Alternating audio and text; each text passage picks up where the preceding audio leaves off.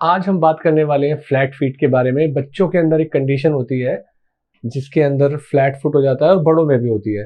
तो ये दोनों के अंदर फ्लैट फुट होता है। फ्लैट फुट क्या होता है, हम आज के वीडियो में बात करेंगे। बच्चों के अंदर होने वाली परेशानी, तो ज्यादातर केस में बच्चों को तो पता चलता नहीं है कि उनके फुट फ्लैट है, बड़ों का ही ध्यान जाता है कि उनके बच्चों के फुट जो है वो फ्लैट है, आगे जाके क्या होगा, वो परेशान होते हैं।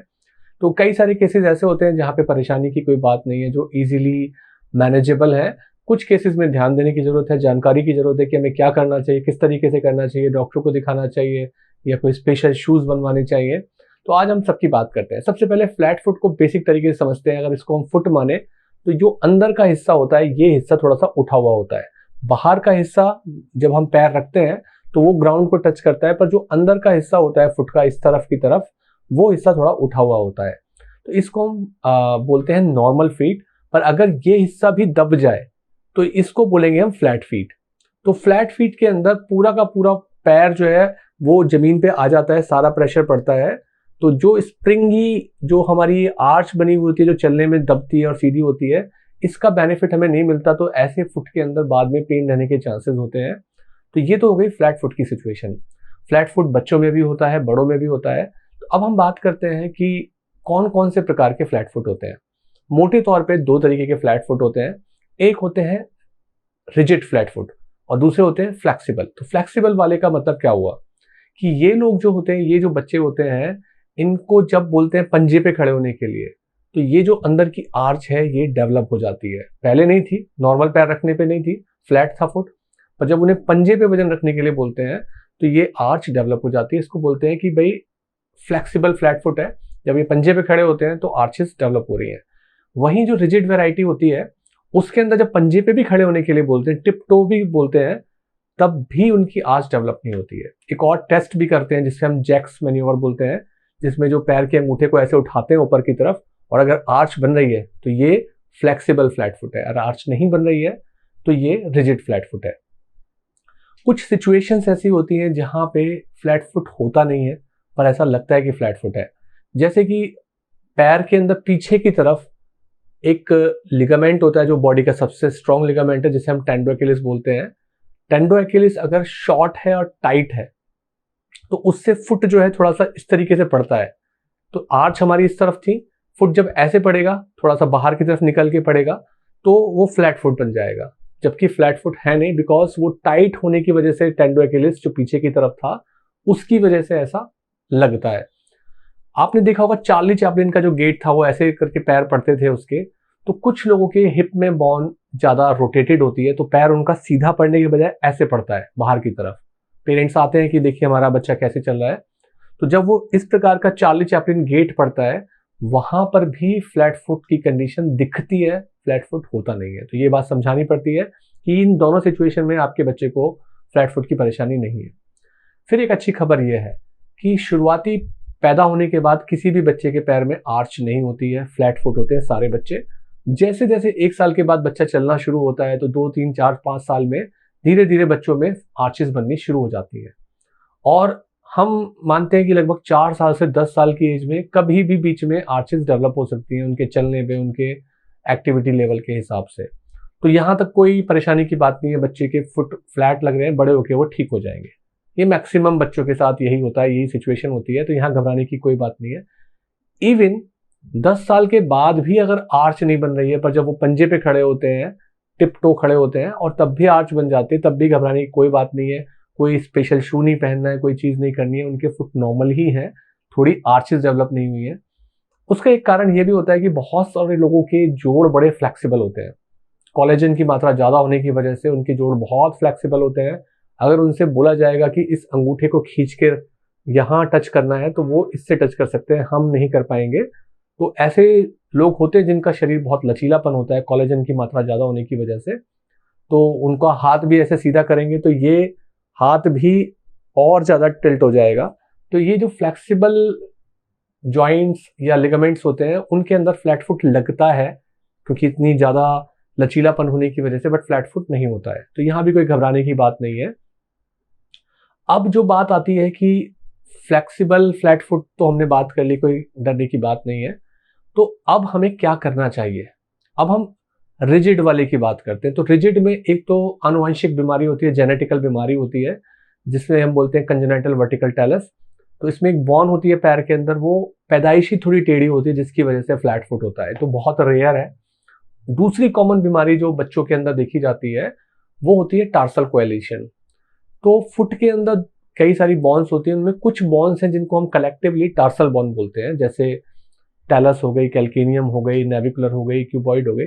तो इन बॉन के बीच में एक्स्ट्रा कनेक्शन बन जाते हैं। तो जब बच्चा पैदा होता है तब तो वो फाइबर के बने हुए कनेक्शन होते हैं, धीरे धीरे उसमें कार्टिलेज बन जाती है और बड़े होने पे उसके अंदर बॉन बन जाती है।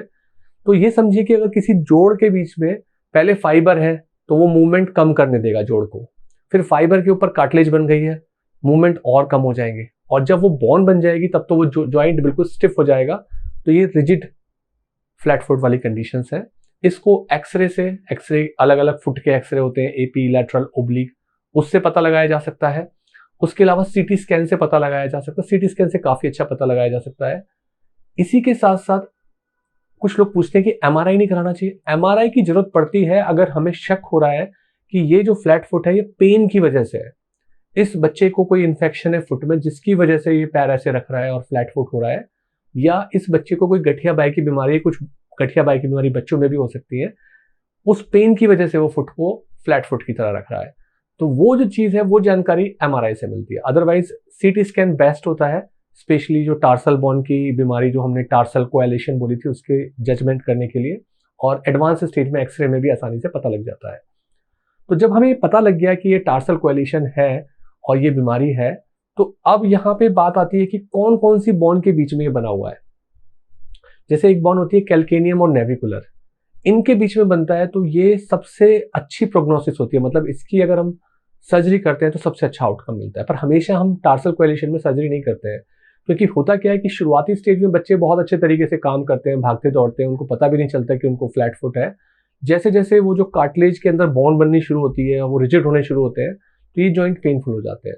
उसमें भी स्पेशल तरीके के शूज पहनाए जाते हैं, और अगर बच्चा बाद में कोई बहुत भागा दौड़ी नहीं कर रहा है तो कई बार नहीं पता लगता है। बट अगर ये वाकई में पेनफुल सिचुएशन होती है तब हमें देखना होता है कि इसमें सर्जिकल ट्रीटमेंट की जरूरत पड़ सकती है, स्पेशल शूज पहनने के बाद भी अगर आराम नहीं मिलता है तो जैसे हमने बात की थी कैल्केनियम और नेविकुलर के बीच में अगर वो एक्स्ट्रा बॉन्ड बनी हुई है, उसको सर्जिकली निकालना बहुत ईजी है, आउटकम बहुत अच्छा है। पर दूसरी बॉन्ड जो होती है ऊपर टैलस और नीचे कैल्केनियम, उनके बीच में जो जोड़ के बीच में बॉन्ड बनती है उसका आउटकम उतना अच्छा नहीं माना जाता है। पहले सीटी स्कैन करा के देखा जाता है कितना जॉइंट का इन्वॉल्वमेंट है, अगर 50% से कम का इन्वॉल्वमेंट है तो आउटकम अच्छा माना जाता है। अगर पूरा के पूरा जॉइंट ही चिपका हुआ है आपस में बॉन्ड से तो आउटकम उतना अच्छा नहीं आता है। तो ये इसके सर्जिकल ट्रीटमेंट की बात हुई। फिर एक और वेराइटी होती है, आपने बहुत सारे लोगों के पैर में देखा होगा जिनका फ्लैट फुट होता है, पैर के अंदर की तरफ ऊपर की तरफ यहाँ पे एक बॉन उभरी हुई दिखती है, उस बॉन को हम बोलते हैं नेविकुलर बॉन। और नेविकुलर बॉन के ऊपर एक पीछे से मसल आके अटैच होती है टिबियालिस पोस्टीरियर, वो उस पर और जोर लगाती है, खींच लगाती है, जिससे पेन होता है। तो जो लोग ज्यादा भागा दौड़ी करते हैं, फ्लैट फुट वाले हैं और उनको ये बीमारी है एसेसरी नेविकुलर की। अब एसेसरी नेविकुलर का मतलब है नेविकुलर बॉन तो हर किसी इंसान के अंदर होती है, अगर ड्यूरिंग ग्रोथ एक एक्स्ट्रा बॉन्ड डेवलप हो जाए, कुछ लोगों में हो जाती है जिनका ये वाला फ्लैट फुट होता है, तो उसे हम बोलते हैं एसेसरी नेविकुलर, एक्सरे में दिख जाती है आसानी से। तो उन लोगों को अगर उस जगह दबाने पे दर्द हो रहा है, पेन हो रहा है, पैर को इनवर्ड मूवमेंट करने पे पेन हो रहा है, तो वो एसेसरी नेविकुलर की वजह से है। हालांकि ज्यादातर केसेस में कोई सर्जरी की जरूरत नहीं पड़ती है और बहुत कॉमनली ये वाला टाइप का फ्लैट फुट देखा जाता है प्रैक्टिस के अंदर।